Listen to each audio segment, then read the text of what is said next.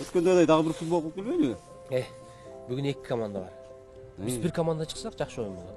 Життер, ошончолук эле кызыктуу футбол болуп аткан болсо, мен деле барып келейинби ушунда? Кандай дейсиң? Сен аялың жөнөтөбү? Же өткөндөгүдөй ар кандай шылтоолорду айтып калып кетесиң мынке. Я.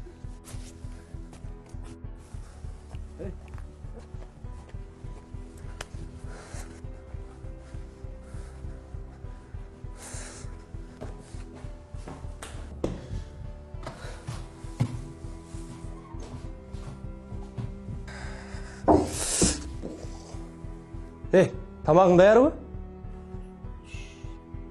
Баланы уктатып алайын. Качанга чейин жата бересиңер? Же тамагың даяр эмес, же үйүң жыйналган эмес?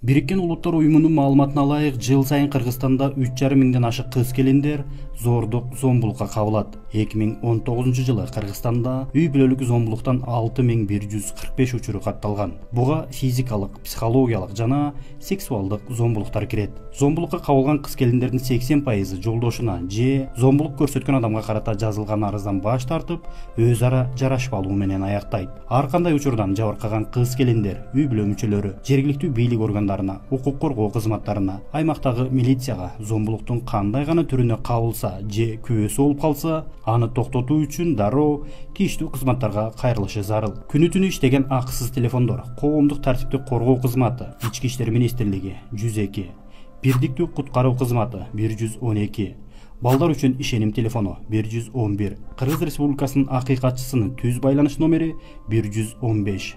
Кайдыгер болбо, кайрыл, зомбулукту токтот. Зордук зомбулук жашоонун кадиреси бөлүк эмес.